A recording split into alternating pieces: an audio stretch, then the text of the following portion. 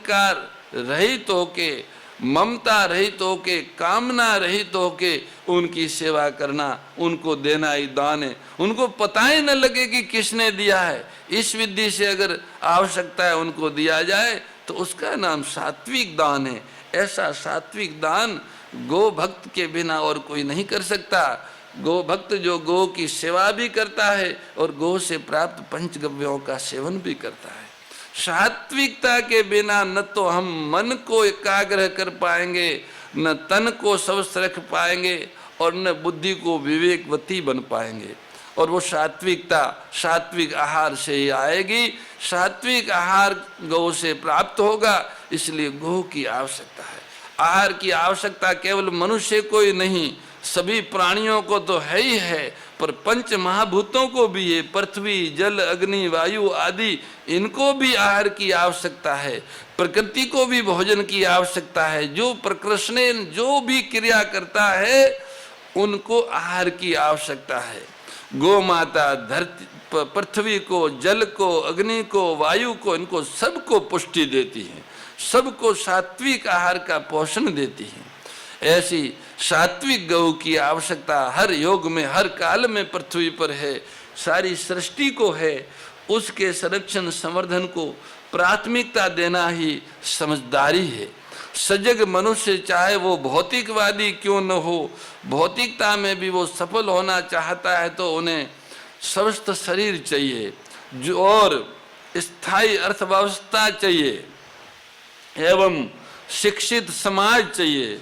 ये तीनों चीजें, आरोग्य, शिक्षा और समृद्धि, इन तीनों की वास्तविक अगर कोई आधार है तो वो है वेद लक्षणा गौ माता।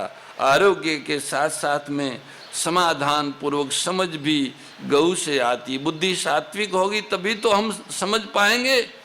और समृद्धि, धरती जो है वह निरंतर उपजाऊ बनी रहे और सब प्रकार के आवश्यक पदार्थ देती रहे, वो तो है ही है।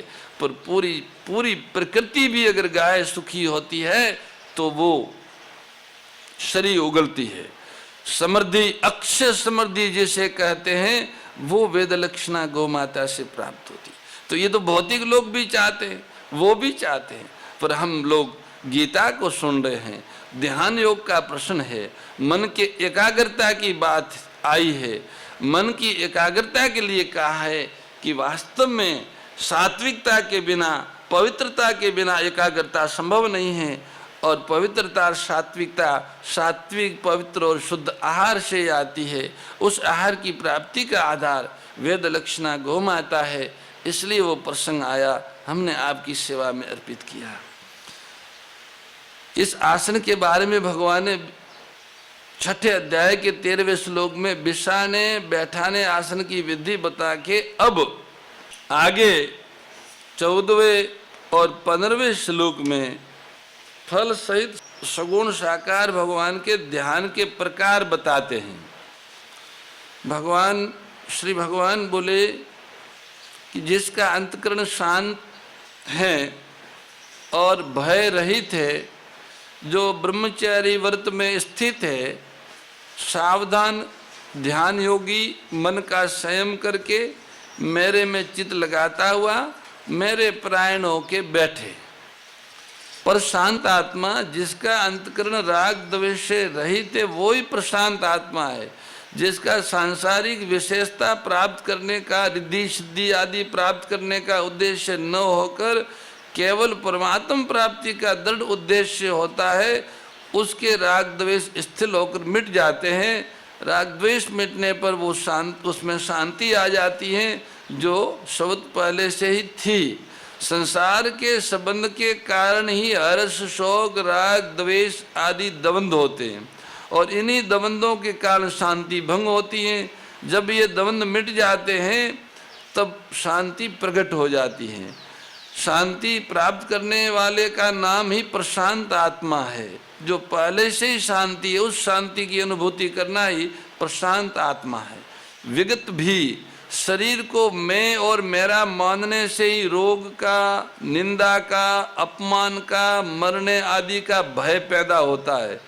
परंतु जब मनुष्य शरीर के साथ मैं और मेरेपन की मान्यता को छोड़ देता है तब उसमें किसी भी प्रकार का भय नहीं रहता, कारण कि उसके अंतःकरण में ये भाव दृढ़ हो जाता है कि इस शरीर को जीना हो तो जिएगा ही, और इसको कोई, जब तक इनको जीना है तब तक इसको कोई मार नहीं सकता, और इस शरीर को मरना होगा तो मरेगा ही, फिर इसको कोई बचा नहीं सकता। यदि ये मर भी जाएगा तो बड़े आनंद की बात है, क्योंकि मेरी चित्तवृत्ति परमात्मा की तरफ होने से मेरा कल्याण तो हो ही जाएगा। और जब कल्याण में कोई संदेह नहीं है तो फिर भय किस बात का। इस भाव से वो सर्वथा भय रहित हो जाता है, निर्भय हो जाता है। वो स्वयं निर्भय होता है, इतनी बात नहीं, वो दूसरों को भी निर्भय कर देता है। अभ्यम माम सर्वभूतेषु ब्रह्मचारी व्रत स्थिता। यहाँ ब्रह्मचारी व्रत का तात्पर्य है केवल वीर्य रक्षा से नहीं है, प्रत्युत ब्रह्मचारी के व्रत से है। जैसे ब्रह्मचारी का जीवन गुरु की आज्ञा के अनुसार संयत और नियत होता है, ऐसे ही ध्यान योगी को अपना जीवन संयमित और नियमित रखना चाहिए। जैसे ब्रह्मचारी शब्द स्पर्श रूप रस और गंध इन 5 विषयों से तथा मान बढ़ाई और शरीर के आराम से दूर रहता है, ऐसे ही ध्यान योगी को भी इस 8 प्रकार के विषयजन्य सुखों से किसी भी विषय का भोग बुद्धि से रस बुद्धि से सेवन नहीं करना चाहिए, निर्वाह बुद्धि से ही सेवन करना चाहिए। यदि भोग बुद्धि से उन विषयों का सेवन किया जाएगा तो ध्यान योग की सिद्धि नहीं होगी। इसलिए ध्यान योगी को ब्रह्मचारी व्रत में स्थित रहना बहुत आवश्यक है।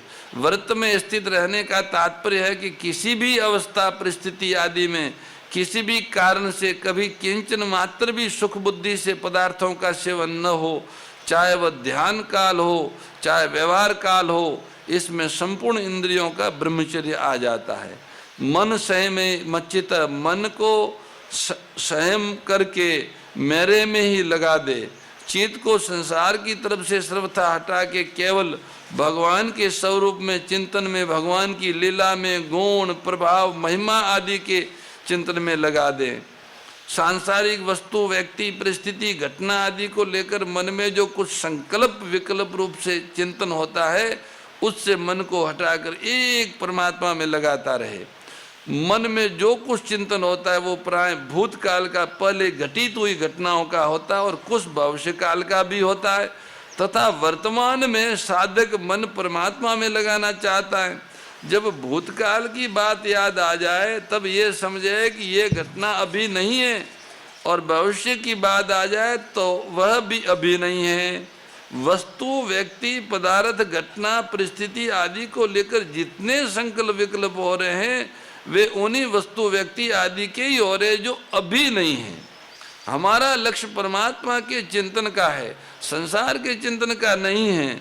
अतः जिस संसार का चिंतन हो रहा है वह पहले नहीं था, पीछे नहीं रहेगा और अभी भी नहीं में ही जा रहा है। परंतु जिन परमात्मा का चिंतन करना है वे परमात्मा पहले भी थे, अब भी है, आगे भी रहेंगे। इस तरह सांसारिक वस्तु आदि के चिंतन से मन को हटाकर परमात्मा में लगा देना चाहिए, कारण कि भूतकाल का कितना ही चिंतन किया जाए उससे कोई लाभ होने वाला नहीं। भविष्य का चिंतन किया जाए उससे कोई काम चलने वाला नहीं, उसका कोई काम ही नहीं अभी। तो भूत भविष्य का चिंतन होता रहने से जो अभी ध्यान करते हैं वह भी होगा नहीं, सब ओर से खाली रह जाएंगे। इसलिए आगे पीछे के चिंतन को छोड़ के केवल वर्तमान में प्रभु है उन्हीं का चिंतन करना चाहिए। युक्त ध्यान करते समय सावधान रहे, मन को संसार से हटाकर भगवान में लगाने के लिए सदा सावधान और जागृत रहे। इसमें कभी प्रमाद आलस्य आदि न करे। एकांत में अथवा व्यवहार में भगवान में मन लगाने की सावधानी सदा बनी रहनी चाहिए। चलते फिरते काम धंधा करते समय सावधानी रहने से एकांत में भी मन अच्छा लगेगा। एकांत में मन अच्छा लगने से व्यवहार करते समय भी मन सुविधा होगी भगवान का स्मरण करने से। ये दोनों एक दूसरों के सहायक है। व्यवहार की सावधानी एकांत में और एकांत की सावधानी व्यवहार में। आशित मत पर, केवल भगवत प्रायण होकर बैठे, उद्देश्य लक्ष्य ध्येय केवल परमात्मा का ही रहे, भगवान के सिवाय कोई भी सांसारिक वासना, आसक्ति, कामना, स्पृहा, ममता आदि न रहे। इसी अध्याय के 10वें श्लोक में योगी भगवान ने कहा था कि ध्यान योग का जो उपक्रम किया था उसको यहाँ भगवान युक्त आशित मत पर पदों से कहते हैं। 10वें श्लोक से शुरू करके 14वें श्लोक में एक तरह से उपसार कर रहे हैं कि योगी योजित सतत महात्मानम रहसी स्थिता, अपनी विशेषता मानने से आसुरी संपत्ति आ जाती है। इसलिए भगवान ने मत पर कहा है कि जो कुछ सामर्थ्य है वो भगवान का है। ध्यान योगी के लिए भी अपने प्रायण होने की बात कही है। भगवत प्रायण में, भगवत प्रायणता में भगवान का बल रहने से विकार जल्दी मिट जाते हैं और अभिमान भी नहीं होता। ये भक्ति की विशेषता है। इस 14वें श्लोक में मन और चित्त ये दो समानार्थक पद आए हैं। मन से किसी वस्तु का बार बार मनन किया जाता है और चित्त से किसी एक वस्तु का चिंतन किया जाता है। अतः यहाँ आए मन संयमे मच्चित्त पदों का तात्पर्य है कि संसार का मनन नहीं करें, मन को संसार से हटा लें और चित्त से केवल भगवान का चिंतन करें, चित्त को केवल भगवान में लगा दें। भगवान कहते हैं वश में किए हुए मन वाला योगी मन को इस तरह से सदा परमात्मा में लगाता हुआ मुझ में सम्यक स्थिति वाला जो निर्वाण, मुझ में सम्यक स्थिति वाली जो निर्वाण परमा शांति है उसको प्राप्त होता है। योगी नियत मानस, जिसका मन पर अधिकार है वो नियत मानस है। साधक नियत मानस तभी होता है जब उसके उद्देश्य में केवल परमात्मा रह जाते, परमात्मा के सिवाय उसका और कोई किसी से संबंध नहीं रहता। कारण कि जब तक उसका संबंध संसार के साथ बना रहता है तब तक उसका मन निहित नहीं हो सकता। साधक से एक बड़ी गलती होती है कि वह अपने आप को ग्रस्त आदि मानता है। साधन ध्यान योग का करता है और मानता ग्रस्त है, जिससे ध्यान योग की सिद्धि जल्दी नहीं होती। साधक को चाहिए कि वो अपने आप को ग्रस्त, साधु, ब्राह्मण, क्षत्रिय आदि किसी वर्ण आश्रम का न मानकर ऐसा माने कि मैं तो केवल ध्यान करने वाला हूँ, ध्यान से परमात्मा की प्राप्ति करना ही मेरा काम है। सांसारिक रिद्धि सिद्धि आदि को प्राप्त करना मेरा काम, मेरा उद्देश्य नहीं है। इस प्रकार अहंता का परिवर्तन होने पर मन स्वाभाविक ही निहित हो जाएगा, क्योंकि जहाँ अहमता होती है वहीं अंतकरण और बहिकरण की स्वाभाविक प्रवृत्ति होती है। भगवान ने प्रतिदिन नियमित रूप से ध्यान योग का अभ्यास करना चाहिए, ऐसा नियत अभ्यास की बात कही है। मन लगाने का बहुत लंबा वर्णन हुआ है। फिर आत्मन का तात्पर्य कि मन को संसार से हटाकर परमात्मा में लगाता रहे, ये भाव है। और ये अभ्यास करता रहेगा, कभी योग का अभ्यास छोड़े कभी करे ऐसे नहीं, निरंतर करना चाहिए। कभी योग का अभ्यास किया और कभी नहीं किया, ऐसा करने से ध्यान की सिद्धि जल्दी नहीं होगी। परमात्मा की प्राप्ति का लक्ष्य एकांत में अथवा व्यवहार में निरंतर बना रहे और नियमित ध्यान साधन करता रहे। भगवान में जो वास्तविक स्थिति है, जिसको प्राप्त होने पर कुछ भी प्राप्त करना बाकी नहीं रहता, उसको भगवान ने यहाँ निर्वाण परमा शांति कहा है। ध्यान योगी ऐसी निर्वाण परमा शांति को प्राप्त हो जाते हैं। एक निर्विकल्प स्थिति होती है और एक निर्विकल्प बोध होता है। ध्यान योग में पहले निर्विकल्प स्थिति होती है और फिर उसके बाद निर्विकल्प बोध होता है। इसी निर्विकल्प बोध को यहाँ निर्वाण परमा शांति नाम से कहा गया है। शांति दो तरह की है, शांति और परम शांति। संसार से त्याग से शांति होती है, संसार के संबंध विच्छेद से शांति होती है, और परम तत्व की प्राप्ति होने पर परम शांति होती है। इसी परम शांति को गीता में नैष्टि की शांति कहा है, शाश्वत शांति कहा है, नैष्टि की, सात्विकी और निर्वाण आदि नामों से यहाँ कहा गया है। यह शांति हम सभी प्राप्त कर सकते हैं। मनुष्य शरीर हमें ऐसी निर्वाण परमा शांति के लिए ही मिला है, पर उसकी प्राप्ति तभी हो पाएगी जब जीवन में एकमात्र उद्देश्य परमात्मा ही रहे। और वास्तव में देखा जाए तो परमात्मा ही जीवन है। परमात्मा के बिना जीवन है ही नहीं, मृत्यु ही मृत्यु, मृत्यु ही मृत्यु है। केवल परमात्मा जीवन है जो सदा रहे, जिसमें रस हो और जहाँ प्रकाश हो, वो ही जीवन है। तो प्रकाशमय, रसमय और नित्य जीवन वो परमात्मा ही नित्य है, वही आनंदमय है, वही प्रकाशमय है। इसलिए परमात्मा का लक्ष्य बनाना ही समझदारी होगी। आज 6ठे अध्याय के परमात्मा का लक्ष्य बना के ध्यान करने की बात जो यहाँ 6ठे अध्याय में आई है, ये बात सभी प्रकार के साधकों के लिए हैं। वे प्रातःकाल जगने के बाद और सायंकाल सोने से पहले कुछ इस तरह का शांत होने का, शांत स्वरूप परमात्मा में सम होने का अभ्यास प्रारंभ करें और धीरे धीरे उसमें रुचि बढ़ाएं। मन को वो अच्छा लगेगा तो वो और उसमें आगे बढ़ेगा। पर वो अच्छा तब लगेगा जब हमारी मांग जगेगी, हमको ये समझ में आ जाएगा कि हम जो चाहते हैं वो पद नहीं है, धन नहीं है, वस्तु नहीं है, प्रतिष्ठा नहीं है। हमारी जो मांग है, हमारा जो भूख है, वो पद, प्रतिष्ठा, धन, मान आदि से पूरा नहीं होगा। त्वमेव माता च पिता त्वमेव, त्वमेव बन्धुश्च सखा त्वमेव, त्वमेव विद्या द्रविणं त्वमेव, त्वमेव सर्वं मम देव देव। नमोऽस्त्वनन्ताय सहस्रमूर्तये, सहस्रपादाक्षिशिरोरुबावे, सहस्रनाम्ने पुरुषाय शाश्वते, सहस्रकोटियुगधारिणे नमः।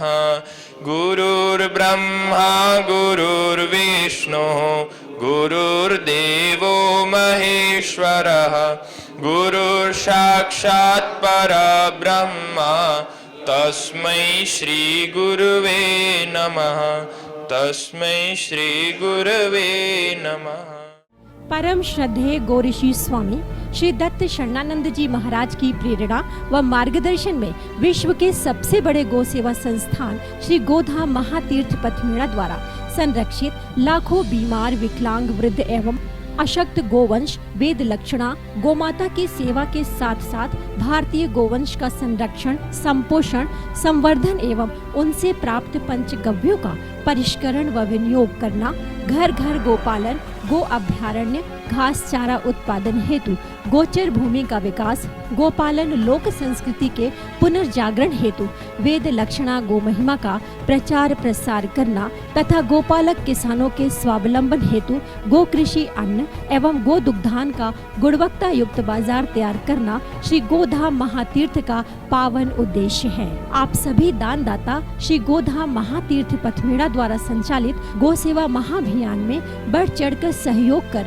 लाखों बीमार, विकलांग, वृद्ध एवं अशक्त गोवंश के गोग्रास सेवा हेतु श्री गोधाम महातीर्थ पथमेड़ा लोक पुण्यार्थ न्यास के बैंक ऑफ बड़ौदा खाता संख्या 084901000238827 IFSC कोड BARB 0 ASHRAM शाखा आश्रम रोड अहमदाबाद में गोग्रास सेवा निमित्त जमा कर सकते हैं। अधिक जानकारी के लिए संपर्क करें 7742093179 7665059999 7073000151।